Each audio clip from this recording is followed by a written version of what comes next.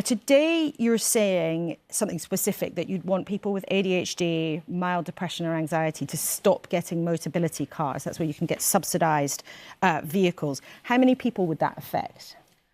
Well, one of the problems actually with Motability is there isn't the transparency there should be about who is actually getting those cars, because it's a scheme that the government funds but doesn't have control over. But one of the reasons why we're talking about this is because Motability exemplifies what has gone wrong with the welfare system. Motability was set up so that people with severe disabilities should be able to get themselves around. But it's a scheme that has expanded hugely over the years. Last year, $3 billion was spent on it, and the amount spent on it went up by 10%. But actually, we haven't got a 10% increase in people's disabilities in the last year.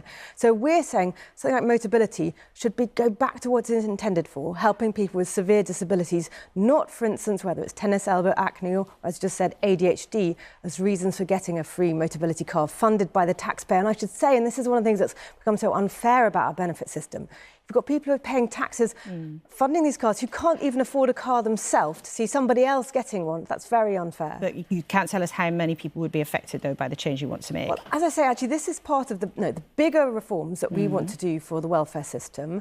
And one of the things that we have said is that overall, we shouldn't be having people getting sickness benefits for things like anxiety, milder mental health conditions, and aspects of neurodiversity, different thing like ADHD. And there's research being done which says that you could save around £7 billion to £9 billion from doing this. This is a big area where actually it's the right thing to do as well, and it's very important. We don't want to see the government writing people off. But let's just stick with this policy, because you are putting it forward today, and the facts and the numbers do matter, of course. In October, you said millions are getting benefits for anxiety and ADHD along with a free Motability car. Now, you said millions. We've looked at the numbers. There are 1.1 million, not millions, of people getting benefits for those kinds of conditions. And in total, there are 190,000 people with mental health conditions who are eligible for a car. Isn't it important, while we have this debate, that you get your facts absolutely straight?